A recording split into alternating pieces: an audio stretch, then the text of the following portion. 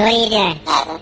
Nothing? Why not? I'm trying to get on this Lifestyle Radio website. Sounds like a cool website. Yeah, it's alright. Oh, wait, I might have it. You might have it. You're listening to Lifestyle Radio. The opinions expressed during this show are those of the individual participants and do not necessarily reflect the opinions of their associated organizations or Lifestyle Radio.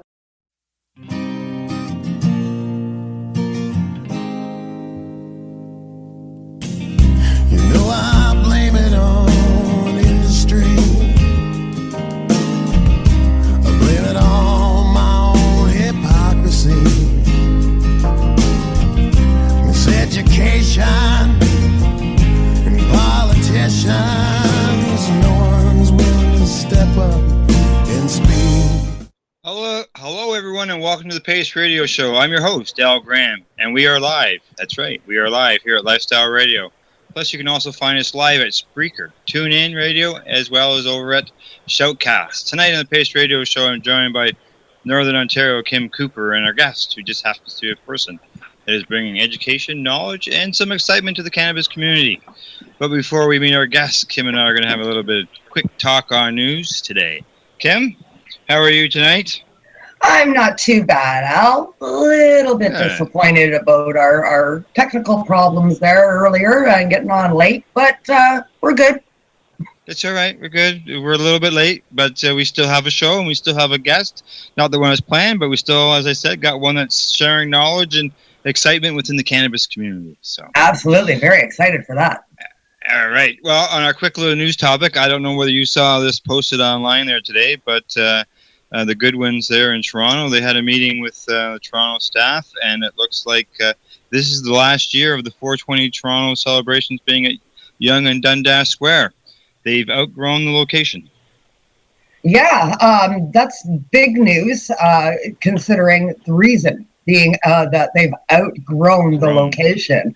I mean, it's not that it's being canceled, it's that it's too big. That is very exciting.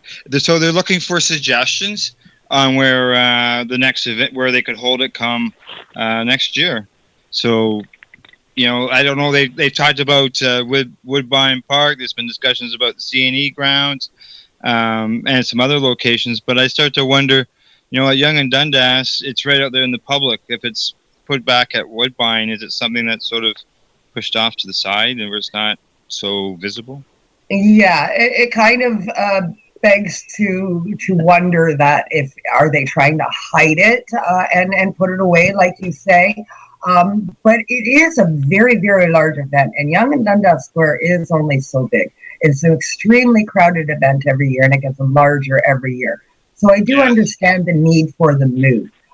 But hiding it away in a hidden away location, I don't know if that's a great idea either. Yeah.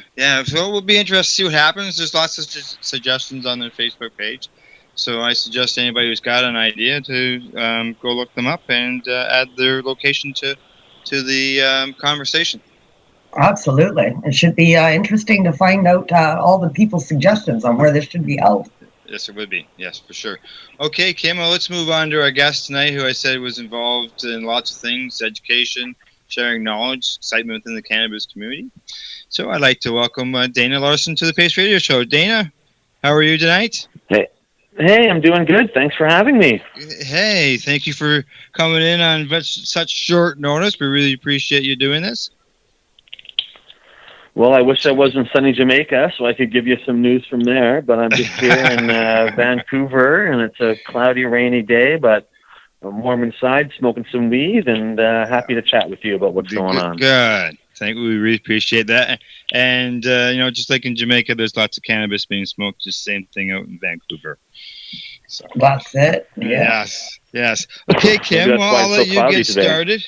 I'll let Kim get started, and I'll jump in. I'm sure we got lots of things we can cover tonight, from dispensary raids to maybe new dispensaries opening, so on and so forth, and Overgrow Canada, how that went this year, Dana, and other stuff that you're involved in.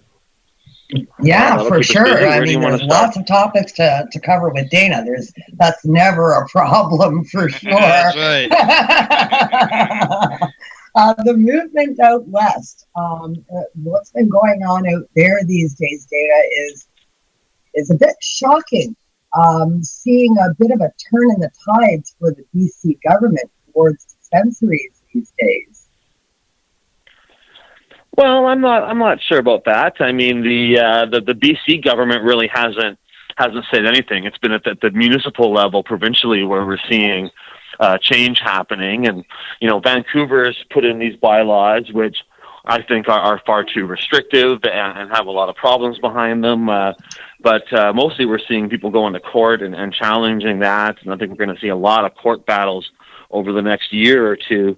They're enforcing it, and some dispensaries have been shut down, but for the most part, they haven't. There's a lot of dispensaries still out there, and I would say there might even be more dispensaries in Vancouver now than there was when they first tried to put these bylaws in, because more places are still opening up. But the thing people forget, of course, is it's not just Vancouver. In fact, unlike Toronto, Vancouver is just one small part of the greater Vancouver area, and I think we really need a lot more dispensaries in Burnaby, Coquitlam, and Surrey and other areas. There was one that opened up in Surrey called We Medical. They've been making a lot of headlines because they've got quite a few places open now. And in Surrey, they got robbed, and they called the police, and the police came and arrested all the staff and didn't go after the robbers. And so I think that's quite a tragic situation. And, they won't be calling the police again, but that's not how it's supposed to work. And so things are still changing out here, but it would be great to see the provincial government actually talk about it. No one really wants to bring up the issue of dispensaries, and the reality, everybody's sort of waiting for the federal government to do something or say something, which they haven't done. But in the meantime, we're not waiting for the federal government to get around to this stuff. We're taking it in our own hands, and I think we're going to see, as I said, a lot of court battles and challenges in Vancouver, and a lot more dispensaries opening up around the province. Lots of them going on in Victoria as well these days. Well, Victoria put in bylaws that are actually better than Vancouver's, I think. The Victoria bylaws, for instance, don't ban edible cannabis products like the Vancouver bylaws do. And the Victoria bylaws, in terms of distances from schools and things like that, they treat cannabis the same as alcohol, and not have twice the distance regulations that we see in Vancouver. And so it's an odd situation where Vancouver's actually put in even stricter rules than everybody else. On the other hand, they were the first city to put them in, and so maybe they felt they had to err on the side of being overly restrictive. But I think ultimately it's going to lead to a lot of court battles, and they've really done a poor job, I think, of putting in bylaws. We always said we welcome reasonable bylaws and regulations and think that's where it should go, and then they come back and put in rules that are very unpopular in the city. The ban on edible products in Vancouver has got only around 10% support in the city, with over 2/3 of people in Vancouver not supporting the edible ban, and so they didn't really put a lot of thought into it. And now they're burdening taxpayers with a lot of legal bills. Dispensaries are still opening anyway, so they haven't really accomplished their goals. And it's kind of a shit show. But on the other hand, there's lots of dispensaries, and if you need medical cannabis access, there's plenty of choices still available in Vancouver. That's for sure. You were going to say something, Al? Yeah, I'm here. What I'm finding a little bit odd is the way that the law is being distributed across the country. And you look at BC, you're not hearing about these constant raids like we're hearing about here in Toronto. There was more raids today. No, absolutely, and it's bizarre that they're willing to make so many raids in Toronto and keep doing this. There's more dispensaries open in Toronto now than there was before they launched Project Claudia, where they did the first round of raids in Toronto. The raids are very ineffective, very expensive, although I will say it seems that they've kind of toned it down in terms of only, but it was only 3 places that were raided today, and I put the word only in quotation marks there, but certainly they're not doing these mass scale raids like the Operation Claudia one, because they can't afford to keep doing that every couple of weeks to bring in hundreds of police officers and do these massive raids. And although getting raided is no fun and it's a lot of challenge, if you're doing well with your dispensary, you can accommodate those legal costs, and the staff are committed to working together and overcoming these hurdles. And so raids don't really shut most places down. they're a hassle and they're expensive and they're, can reduce your liberty if you get caught in one, but they're not really succeeding in their goal. And so to me, I see the dispensary side winning this battle. And the fact that there's more raids than ever is really because there's more dispensaries than ever. When we didn't have dispensaries, well, nobody was getting raided. But now that there's hundreds across the country, we're seeing some pushback from authorities. But ultimately, we're pushing harder.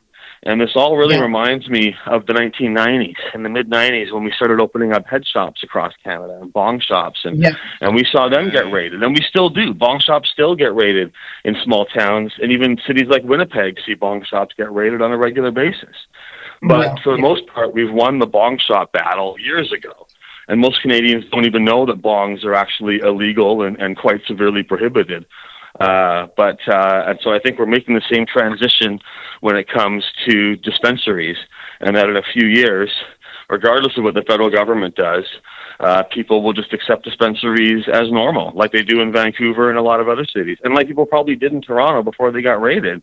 I think most people would just think dispensaries are sort of allowed, and they probably should be, and they just leave it at that. So that's what I'd like to see. It's not as if, there's not a bunch of trouble that's happening around them. You can look at a place such as a bar on a Friday night. You can come across a lot of problems, whereas a dispensary, people just come and go. That's right. And the same can be said for vapor lounges and and safe consumption sites and that sort of thing. A lot of these places that have opened up in the city of Toronto are occupying spaces that used to be problematic due to alcohol. There was alcohol consumption or alcohol sales at a lot of these venues. And now that dispensaries and vapor lounges have taken their places, neighboring businesses are appreciative of the fact that these businesses are low-key and non-violent.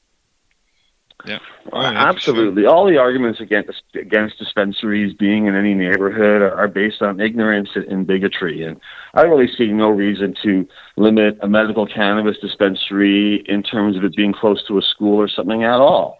I don't see the harm in that any more than a pharmacy or a restaurant that serves beer and alcohol being in any kind of location, which they have no restrictions on.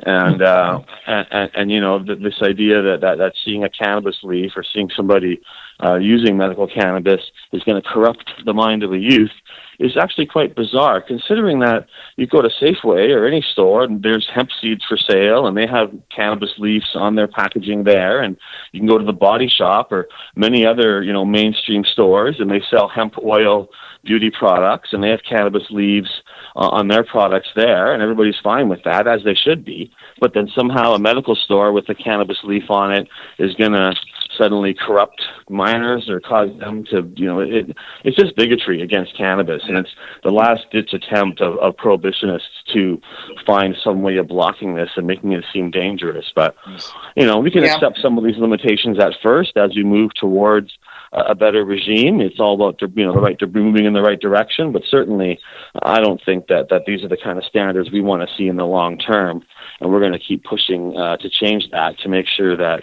we remove the stigma around cannabis as well as the laws around cannabis. Exactly. Propaganda 2.0. Well, some people are calling this the new legalization is prohibition 2.0. So I'm talking about still about the dispensary raids and stuff. I seen there today your friend and everybody's friend Mark Emery there with the cannabis culture in Toronto. Him and Jody received zoning bylaw infractions today. Yeah, their stores have been among the ones that have been raided, and Mark and Jody have been opening cannabis culture locations in Toronto and also in BC too. They've got a franchise in Port Coquitlam as well. And I think it's great how they're expanding like that and pushing the limits.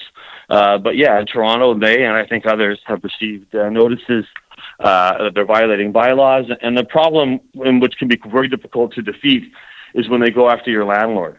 And I think that'll be the next step for the police in a lot of these instances, is for they go after the landlords, and landlords, want to have a good relationship with the city and don't necessarily want to fight these kind of fights. And so when the city starts threatening landlords in that kind of way, the result of that is people get kicked out of their places and they can't stay, and that ends up being a big problem. So we'll see how that goes. But certainly Mark and Jody are not backing down, and then neither is most of the other dispensaries in Toronto as well. There's like I said, more dispensaries there now than ever before.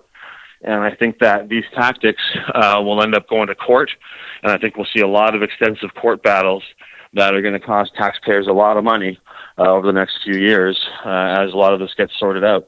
And in the meantime, I think it's business as usual for a lot of places.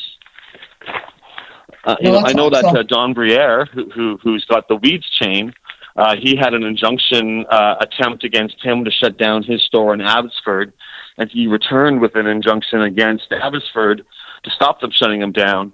And I guess his injunction won, or he's got so right now they're not really allowed to raid him there until they move to the courts more. And I think that kind of thing is going to be seen in other communities across the country, and the courts are going to be there to defend us when we get these problems.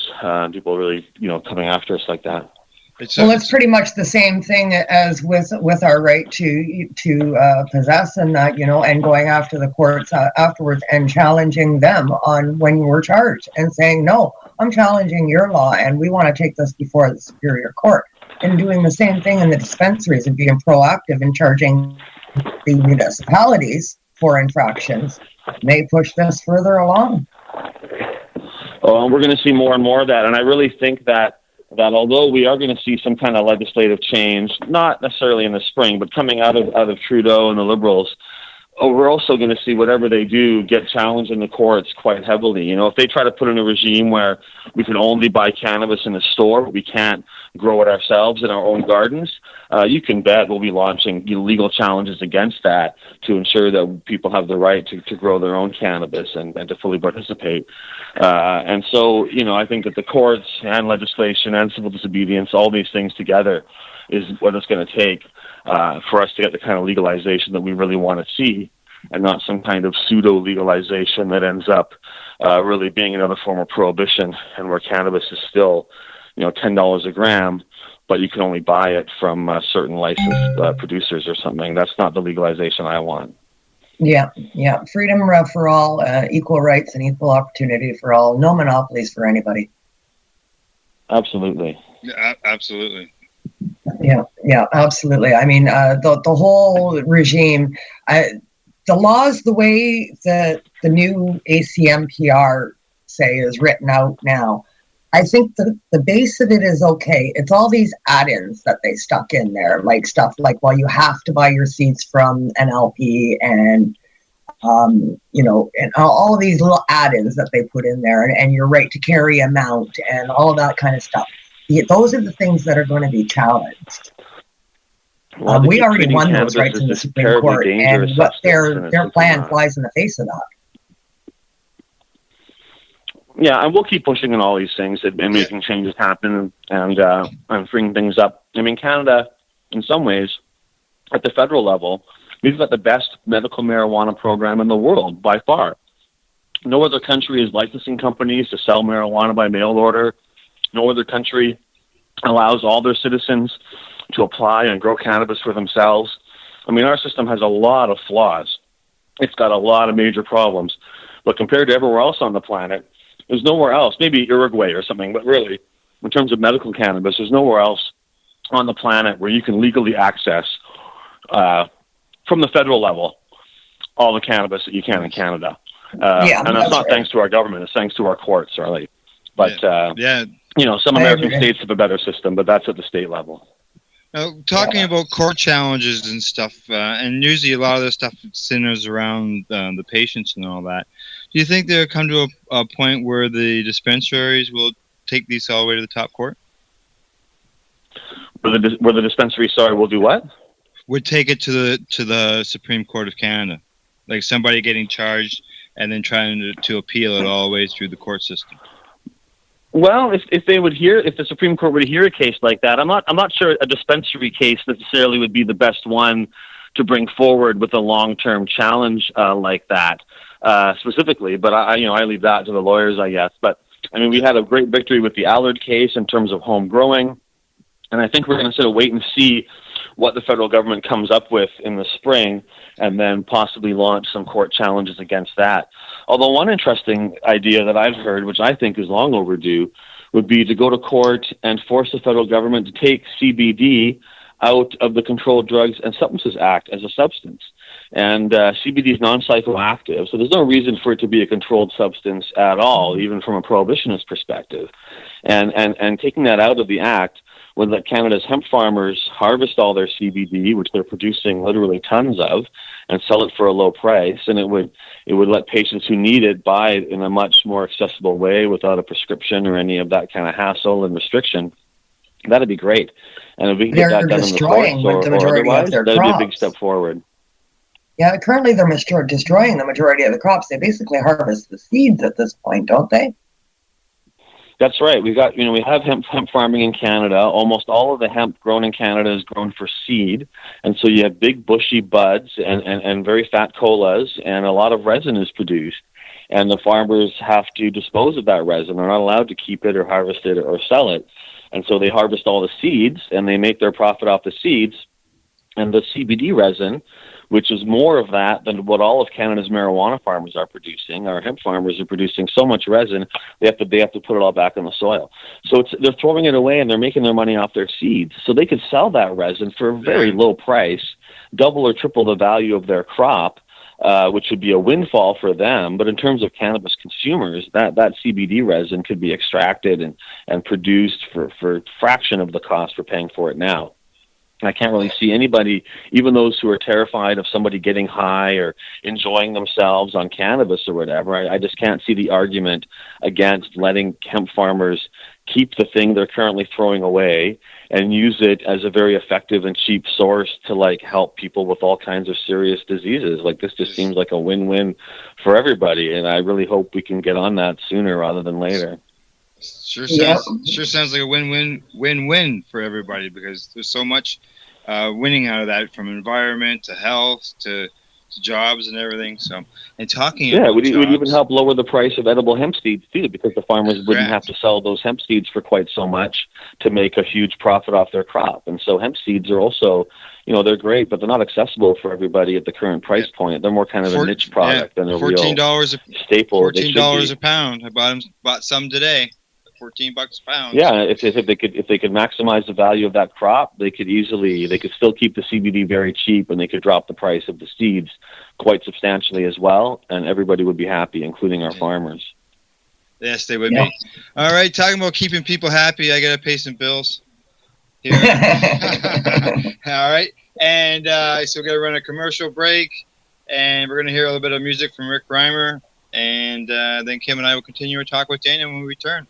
This is the Pace Radio Show, and we're live at lifestyleradio.ca. So what are you doing? Nothing. Why not?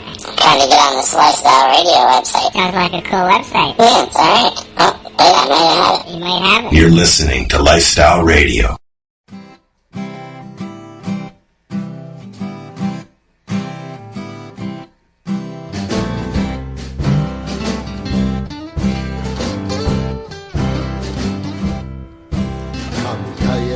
Story about a guy named Bob.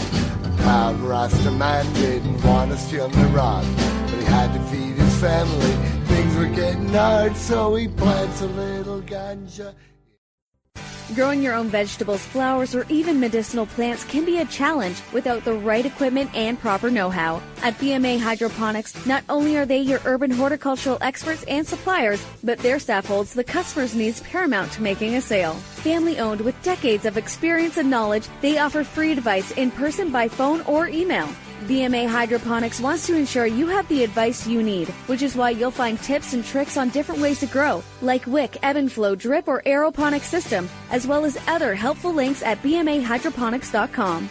If you can't find what you're looking for, just let them know, and they'll do everything they can to get what you're looking for. At BMA Hydroponics, each staff member also possesses a federal exemptee MMAR license, making their strong suit empathy, experience, and dedication to their customers. Because when you know how to grow, you'll have results that make you proud. BMA Hydroponics in Belleville, Ontario. Visit bmahydroponics.com.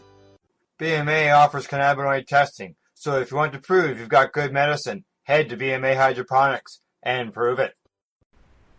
The National Task Force on Medicinal Cannabis is a group of not-for-profit organizations dedicated to influencing government policy with factual evidence. Our mission is to ensure that a constitutional medical program is developed that will address the concerns of all Canadians that require therapeutic cannabis. The task force is looking for dedicated people who are willing to contribute to our cause. We have formed this task force to foster a unified approach and focus on lobbying the federal government and Health Canada. We represent the combined expertise of thousands of patients with more than a decade of experience. As a task force participant, you, your business, or your group will have an opportunity to show that you care and offer your unique skills to promote the cause. If you would like to get involved, go to medcanataskforce.org. That's medcanataskforce.org and use the Contact Us link to get started. Help us help you.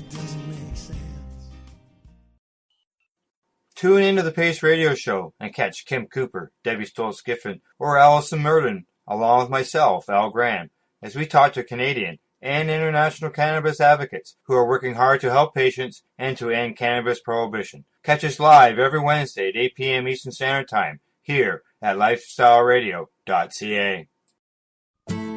Canada, the time to act is now. These days, your customers are seeking variety. Increase your earning potential by expanding your inventory with CC Nexus, Canada's largest cannabis seed wholesaler. CC Nexus stocks over 60 reputable breeders, including Canuck seeds, with a wealth of autoflower, regular, feminized, and CBD strains. All first-time customers will receive a free pack of Canuck seeds, plus a mug, t-shirt, and additional promotional materials. Add strains and increase your profit with CC Nexus, your Canadian-owned and operated wholesaler of cannabis seeds. Discreet, worldwide stealth shipping from Canada, supporting you locally. Call today, 1-844-843-7995, 1-844-843-7995, or visit us at ccnexus.global.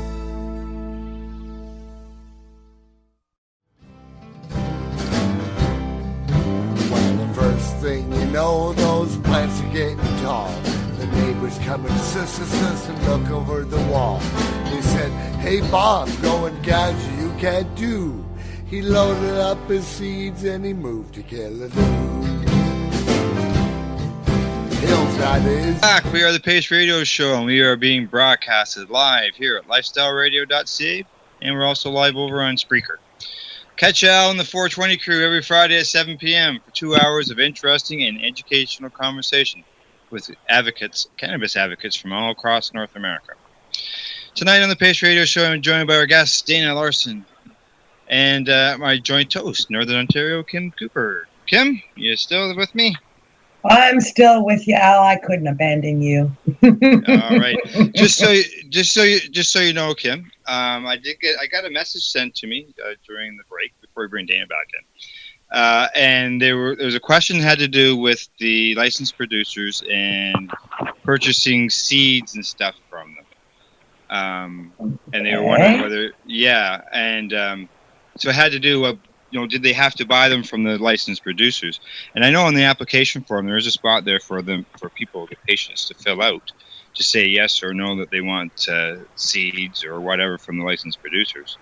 But a patient doesn't have to say yes or no. But if a patient says yes, they are still not bound to buy those seeds from the licensed producers, because what will happen with the patient will receive paperwork in the mail saying where they'll buy them. That's sort of the same thing they did with the MMAR.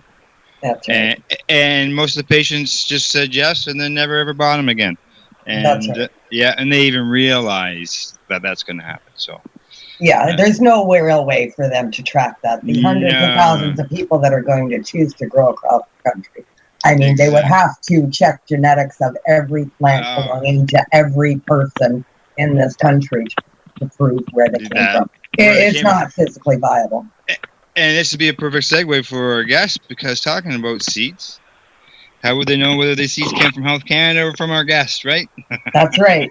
They could have come from Dana Larsen.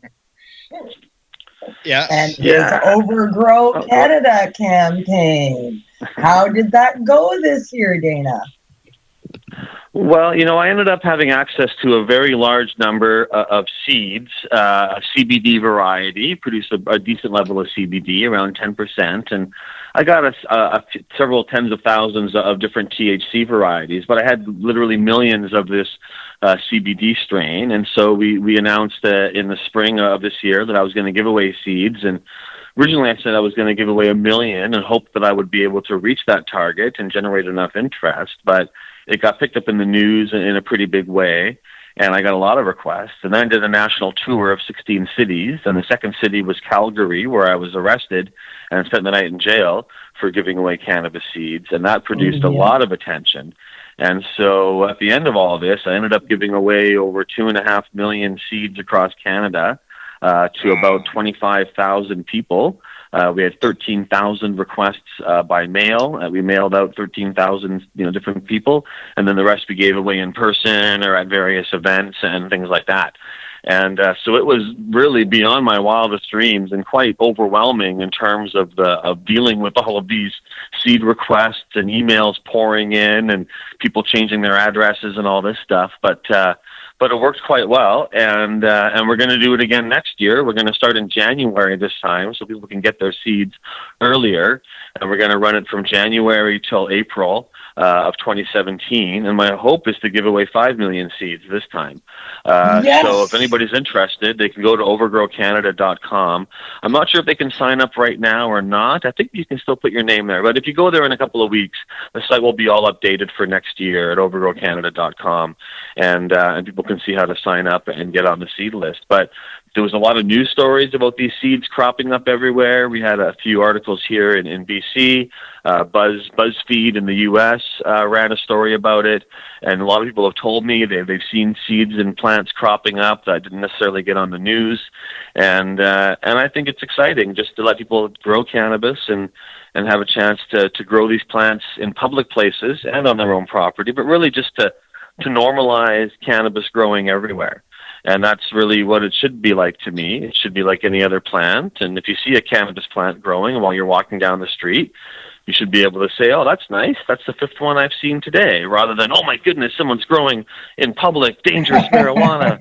What about the children? So there's so many other plants out there that we grow in our gardens and in our schools and in our communities that are, if you were to eat them or smoke them or whatever, you could poison yourself and die, or certainly, hallucinate or have some severe problems. But we don't solve that by trying to eradicate all these plants. And I really want to see cannabis just restored as a natural plant. So that's why I did the Overgrow Canada campaign.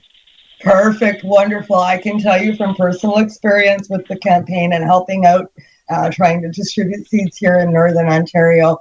We had several communities that I got messages from people saying, yeah, they're in our community. Yes, they're in our community. We've seen them. I know in a small town that I'm in Smooth Rock Falls, they were popping up right in front of the large Welcome to Smooth Rock Falls sign that is right on Highway 11. And there was a number of plants that were popping up there. And just a few days before an event here called Truck Fest happened, a gardener go in and pull out all the plants and put in roses and daisies. So they got yanked out just before Truck Fest. Yeah, I mean, unfortunately, not all the plants make it to maturity, but I think it sends a message, and I think if we keep doing this, it'll just be like dispensaries and bong shops and seed banks and all the other things that started out as controversial, and they would try to tear out the bong shops, and now they're trying to tear out the dispensaries. They want to tear out our plants, but we plant so many plants, we can really and truly overgrow Canada and just not make it worth anybody's while, or make it so they don't care anymore to bother going after these plants. That to me is when we've truly won this battle, against the prohibition of cannabis, is when it just grows publicly like any other plant. Probably it's going to be a while before we get there, but I'm doing my best to make that day come sooner rather than later.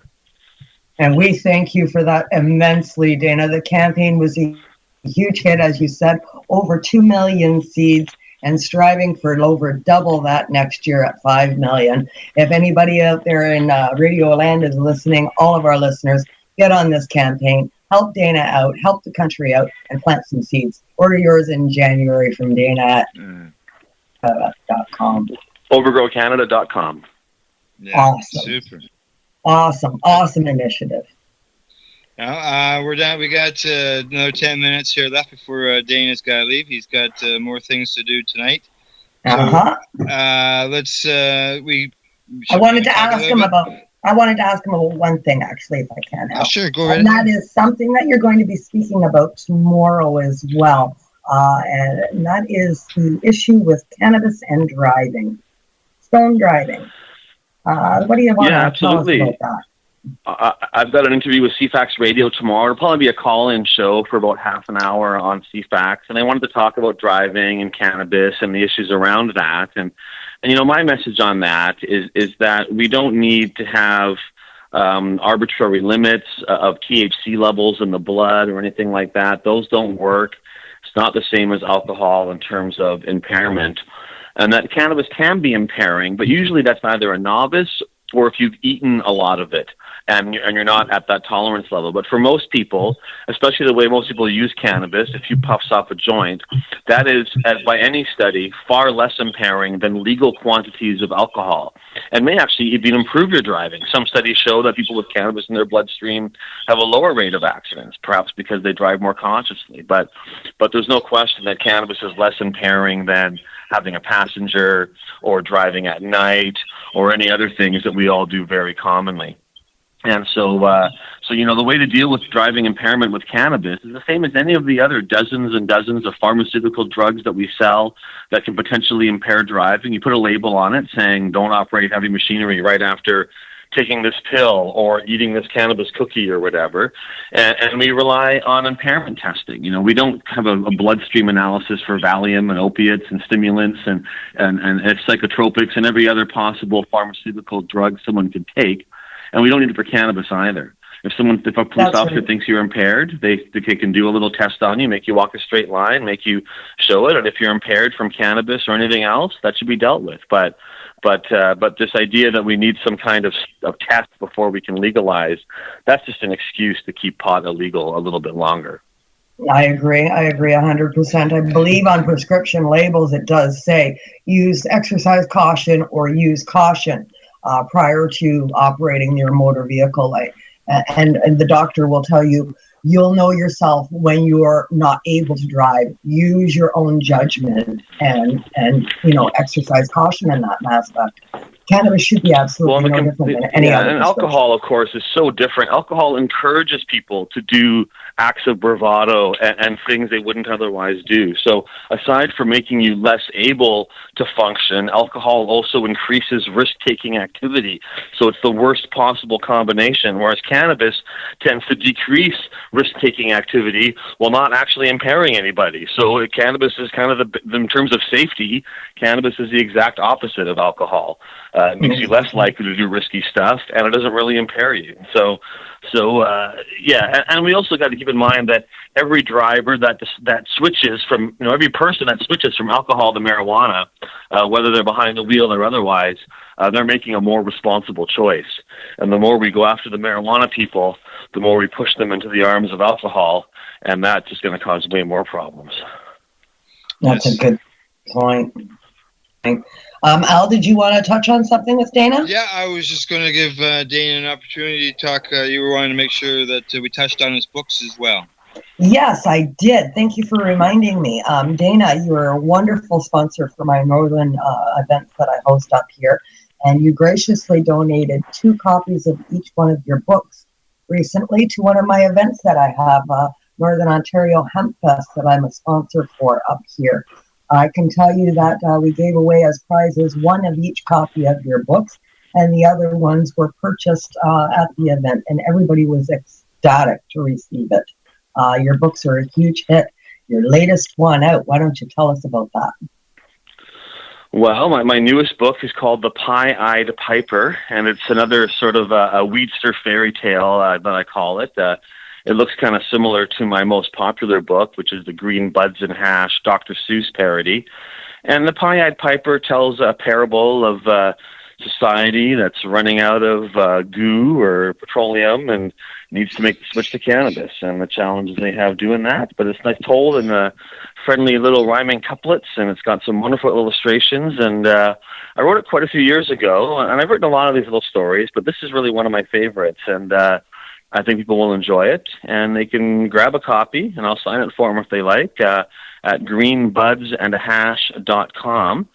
And in fact, I'll just do a little offer here. Anybody who orders my book, The Pie-Eyed Piper, in the next couple of days, just put on your thing, Kim sent me, and I'll throw in a copy of my history book, Cannabis in Canada, The Illustrated History, as a bonus, a free bonus for you.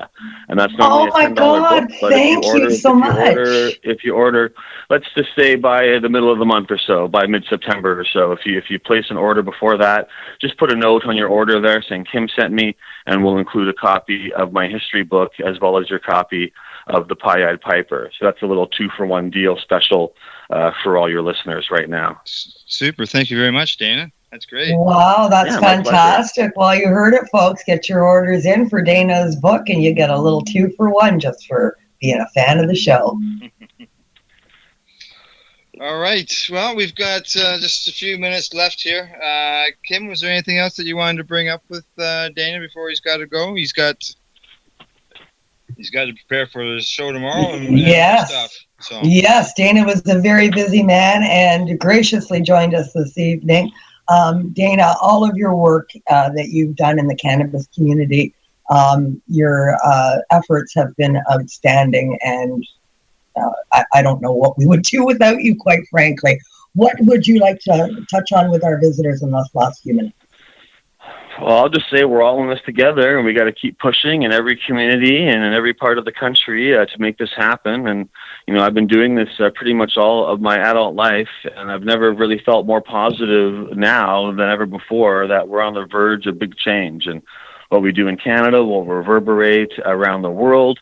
And so let's do it right, and let's be part of history and make legalization happen. And that's just my message, is to do something every day to make that change happen. If you're listening to this show, you love marijuana as much as me, so why don't we all give back a little bit and make sure everybody has access to this wonderful plant that's made all of our lives so much better. Right. Wonderful. Speaking of giving back, when is your court date, Dana? Oh, well, I've got my court date in Calgary for seed trafficking. I've had a few court dates, actually. I only went to the first one. My lawyers have been going to the other ones, and mostly nothing happens. We haven't even got the discovery yet. It's every time it just gets put off until later, and I don't really expect it to go anywhere. I would be very surprised if we actually have a trial for this, for me giving away seeds on the verge of legalization. I expect at some point they're going to try to quietly withdraw the charges and let it go. But right now, it's just stuck in legal limbo, and it'll probably stay in that status for probably several more months, I bet. Okay, what can people do to help? Can we send letters? Well, I don't really need help on my court case or anything. It's not very expensive. I've got it covered. I don't need to fundraise for that or anything specifically. But I'd say if they want to help, is to get some seeds and help me fulfill the goal of the campaign. Check out overgrowcanada.com in November or December. Get those seeds out there, share them with your friends, and plant them all around your town. That's what I want to see. But I don't need any help with my legal issues. I've got that covered, and so I really don't expect it to go anywhere. If they want to put me behind bars for giving away cannabis seeds, I feel that will just backfire tremendously poorly on everybody involved. Perfect. I agree as well. So support Dana Larsen online. Give him some love. Give him some support. Online through Facebook. Spread the good word about the Overgrow Cannabis campaign, and let's put prohibition in the past. And get those seed orders in from January. Yeah, and get my books too. greenbudsandahash.com. greenbudsandahash.com. Okay, and they can get you at overgrowcanada.com as well, right? That's right. Yeah, you can sign up there for more seeds. And DanaLarsen.com, I've got a website there. They're all interlinked to each other, so once you get to one, they're all there for you. Good.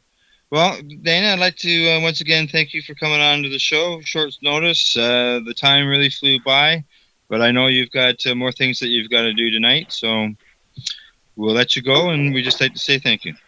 Thank you very much. It was a lot of fun. I look forward to chatting with you guys again someday soon. Oh, Yes, for sure. Yes, same here. We'll have you back on again in the future, before when the new season gets started. Let's put it that way. Absolutely. Yeah. Sounds good. We'll have you on for the new season of the Overgrow campaign. That's right. Sounds good to me. Okay, Dana, thank you very much, and we'll let you go now. Okay, bye for now, guys. Okay, bye-bye. Thanks, Dana. Bye-bye. Okay, Kim. That was great that Dana was able to come on and talk to us tonight. It was. Yeah, it was. On short notice, and it was great of him to do that. As far as shout-outs and stuff, or unless you've got something else you want to touch on. Well, it's been a busy week all the way around. Lots of things going on. The only thing that I think I really wanted to touch on was the up-and-coming event coming in Toronto. I wanted to let people know that, I am coming down back to the city to visit everybody, and I hope to be able to touch base with everybody during the Karma Cup. Oh, yes, the Karma Cup. That'd be great. Be nice to see you there. I know I'm looking at heading down, and Al is as well.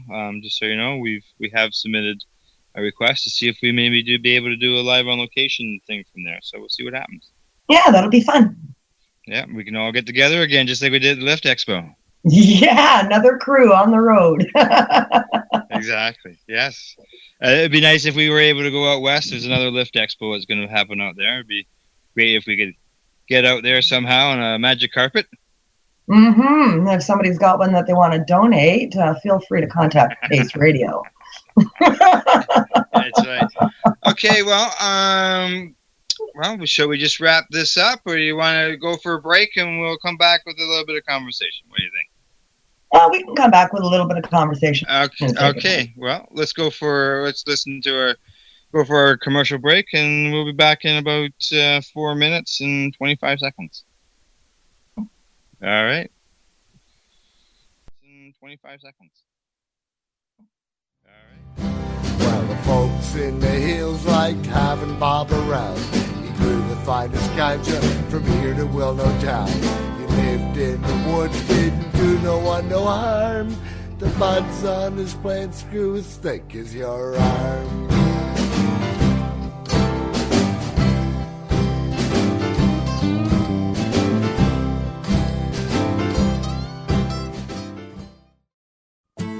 Canada, the time to act is now.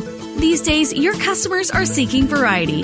Increase your earning potential by expanding your inventory with CC Nexus, Canada's largest cannabis seed wholesaler. CC Nexus stocks over 60 reputable breeders, including Canuck seeds, with a wealth of autoflower, regular, feminized, and CBD strains.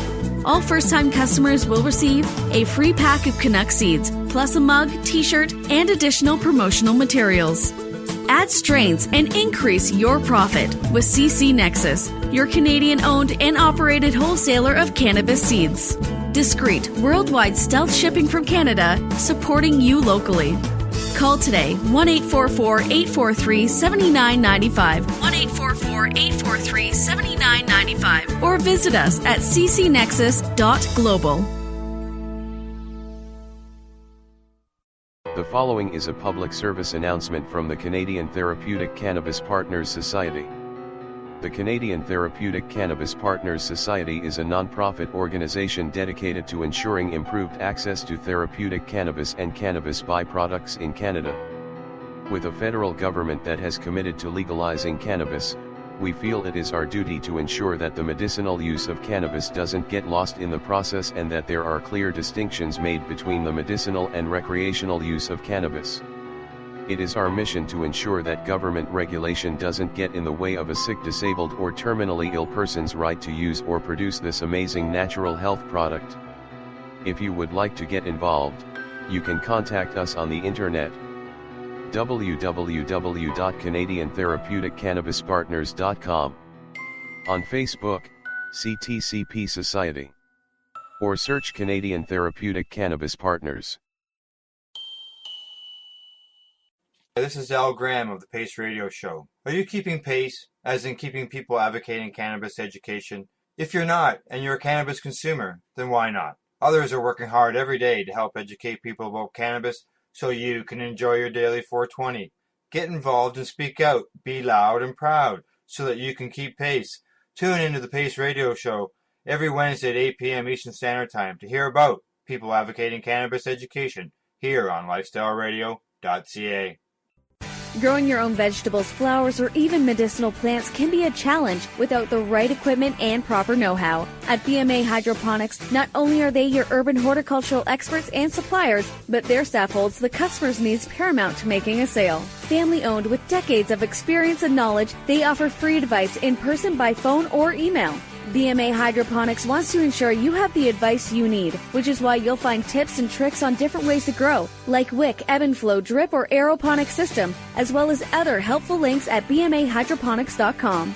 If you can't find what you're looking for, just let them know, and they'll do everything they can to get what you're looking for. At BMA Hydroponics, each staff member also possesses a federal exemptee MMAR license, making their strong suit empathy, experience, and dedication to their customers. Because when you know how to grow, you'll have results that make you proud. BMA Hydroponics in Belleville, Ontario. Visit bmahydroponics.com.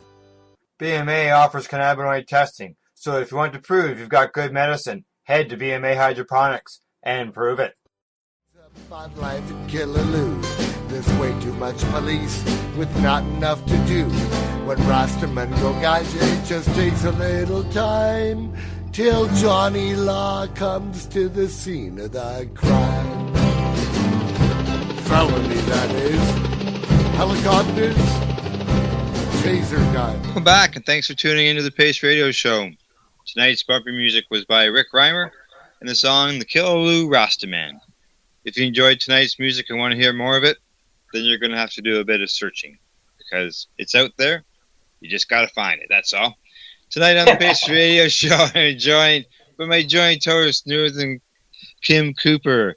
Kim, before the break, we had Dana on the show. We spoke to him for 45 minutes about several things, from raids to bylaws to Overgrow Canada. Yes, we did. And he had to leave. He had to go home. Not home, sorry. He had to go. He had to prepare for something that he was getting involved in with tonight. And that's quite understandable. He was last-minute guest. We had a bit of a problem earlier connecting to our scheduled guest. But as they say, the show must go on. And it is still going. That's it, and we're here. So, Kim, it's just the two of us. During the break, we had a quick little talk. The two of us, I'm sure we both have some ACMPR horror stories and what's going on out there with patients who are trying to get licensed to grow their own cannabis. Yes. The ACMPR. Quite the firestorm is going on with this, and some of the regs that are involved with this.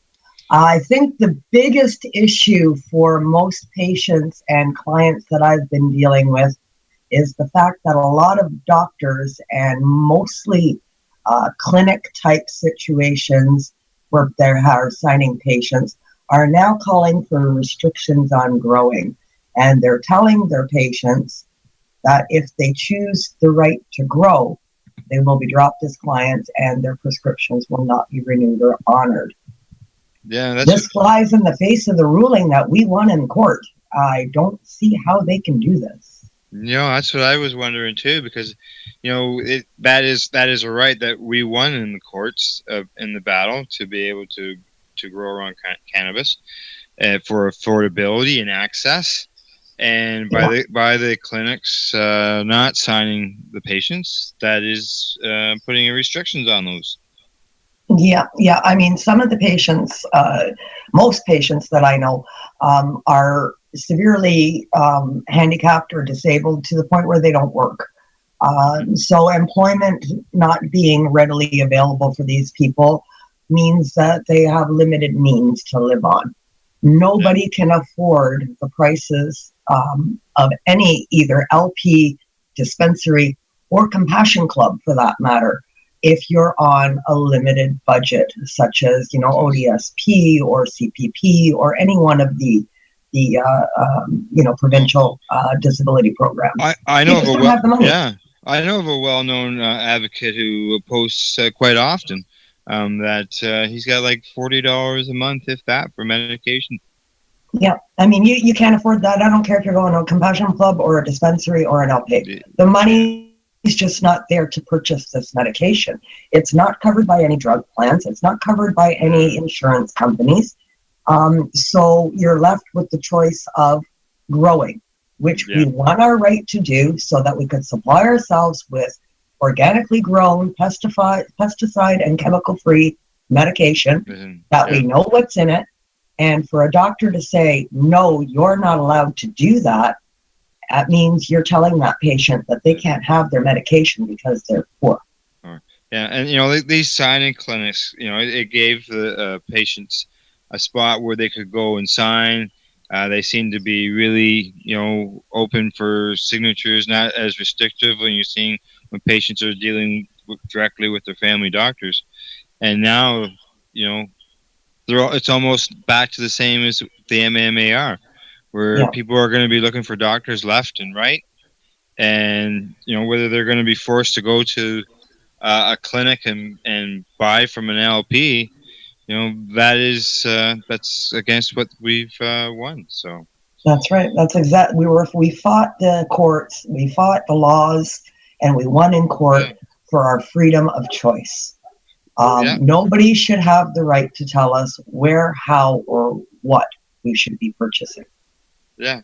Well, I know that the group there, Maritimers Night for Medical Marijuana, and Debbie Stoltz-Giffen, who's a joint host here on the program, the group that she's a co-person with others, they have actually issued a letter to the Trauma Healing Center because, like them and myself through PACE and others, we send people to these clinics, and now that they are restricting patients access, how can groups like this is what Mom is saying, we can't support you.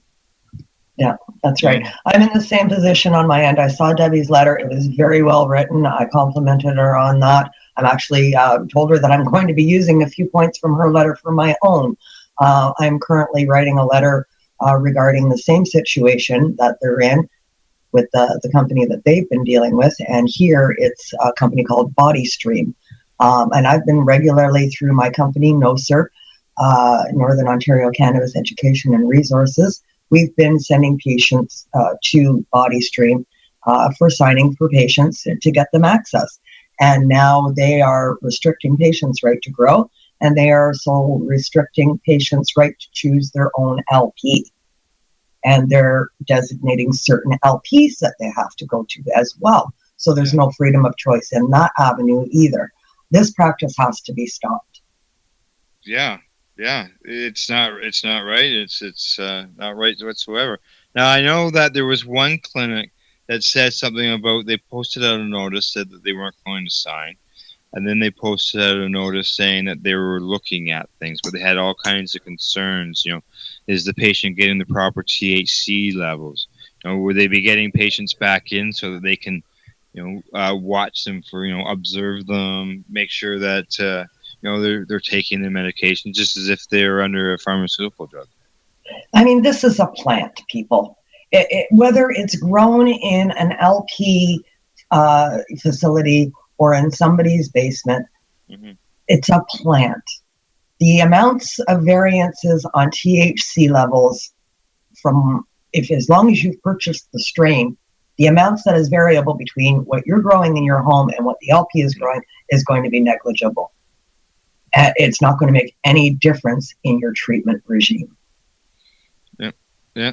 And the other problem that we're seeing more, which is a very serious problem as well, and that's a patient who, maybe it was busted for a couple joints in between their license, or maybe did something minor, and yet now they're going to be victimized again and not be able to grow for 10 years. Yeah, and there's many that are caught into that snare that were victimized by RCMP or their local police service that were between their paperwork with the MMAR, and they were waiting for their renewals, and the police knew, hey, we've got 2 days before his paperwork clears. Let's go get him now. Yep. And all those people now will be exempt from growing. no, this is not right. I've got a friend who's 70 years of age, and he's been busted for 2 joints twice. And he won't be able to grow, but yet somebody who's committed manslaughter, maybe rape or something along the line, will be able to grow. They can grow. It's it's frustrating. It doesn't make any sense. It makes me upset. It doesn't make any sense whatsoever. Yeah, and these are all things that I believe will see further challenge. There's no way that they'll hold up in court. And the dispensary issue as well. Them saying dispensaries are illegal and they're not going to be part of the program at all. Well, I believe Judge Phelan did rule that in the ruling, he stated, dispensaries were the backbone and have been the backbone of this industry from the get-go. There has to be a place for them. That was part of the ruling. Yes. And, people are they're voting with their feet. They're voting with their money, or making a statement with all that, because majority of them are going to the dispensaries. That's right. Versus going to licensed producers. So, the ACMPR, it's not perfect by any means. No, it's not perfect. But as Dana says, we're one of the only countries that are really, we're fortunate where some people can grow 200 cannabis plants medicinally. That's right. And that's what I was going to say. It's not perfect, but it is a start. And it has allowed for protection for many. Now, parents of children can rest easy knowing they can grow their medicine and their children will not be taken away. Right. They're no longer breaking the law. You're no longer risking losing your home, your job, your family. This is giving a lot of assurances and reassurances to a lot of people. And knowing that your cannabis infused hand lotion isn't against the law anymore. That you make. That's right. Yeah. That's right. So coverage is there, but it needs work. Well, it's sort of the same thing when the cannabis legalization task force, or whatever its ruling is, that goes, or its report is, it goes to the government, and then whatever the government comes out with, the medical program, we've been fighting for 15 years, so to make changes, and when the task force comes out and all that's done, I can see us, the continuation of legalization will continue. It's not going to end. Yeah. Well, that's it. We're not going anywhere, right? It'll always be fine tuned as we go along. There's no doubt about that. That's for sure. All right, Kim. Well, I know as far as some little bit of horror story wise, I know I've got a couple of patients myself that have contacted me. They're looking to be able to grow. They're very upset that there's signing clinic won't sign for them. They figured that they can just go right back there and the doctor would do it, but I told them no. So let's hope that there's a signing clinic that come out that sign for growing, because that clinic's going to be very, very busy. Yes, it will be. And I always encourage people to print out the PMC documents that are available on the websites, because those are the ones that physicians listen to. Anecdotal information, they're not really apt to look at. They're not looking at your news feed stories and your CTV stories. But the PMC websites, they will look at those studies. Print them out. There's dozens and hundreds available online. Educate your family doctor, and that will eliminate the need for the signing clinic. I just downloaded onto my iBooks Granny Storm's new medicinal list. It's over 3,300 pages long. Wow. So yeah, if you're looking for some medicinal information, Granny Storm Crow's medicinal links is a great source. There you go. Don't forget, there's no information out there, and that's 3,300 pages of just links. Yep. That's not articles. That's just all links to articles and information. So. Yeah, which are multiple pages in themselves. Yeah. Now, just so people know, if they're looking for the ACMPR information as well as application forms, they are available at www.mygrow.ca, as well as they're at the PACE website as well. Yep. So. And I don't know if you got them posted somewhere, Kim? Yeah, they're on all my sites. They're on the NOSER site on Facebook. That's NOSER.org on Facebook, and they're also on Cannabis Information with Northern Ontario. All right, good stuff. All right, Kim. Well, shout out time. Got a shout out you want to throw somewhere? Yeah, my shout out tonight is going to Bud Buddy. Very nice sponsor, great sponsor for NOSER.org and all my events up here, and they donated to HempFest this year. Very happy with all their products. If you're looking for medicinal or non-medicinal needs, check out www.budbuddy.biz. Good. Thank you very much. And my shout out is to all the cannabis advocates out there. Keep fighting, keep educating, keep the knowledge sharing, because, slowly but surely, little bricks coming out of this wall, and we will get what we want: legalization. Yeah. And hopefully, and the continuation will continue, and it will continue after that for sure. So, okay, yeah. just a reminder to let everybody know that I will be back live again next Wednesday with my joint host Alison Merlin and her guests, as we work to highlight those who are working hard to educate people about cannabis.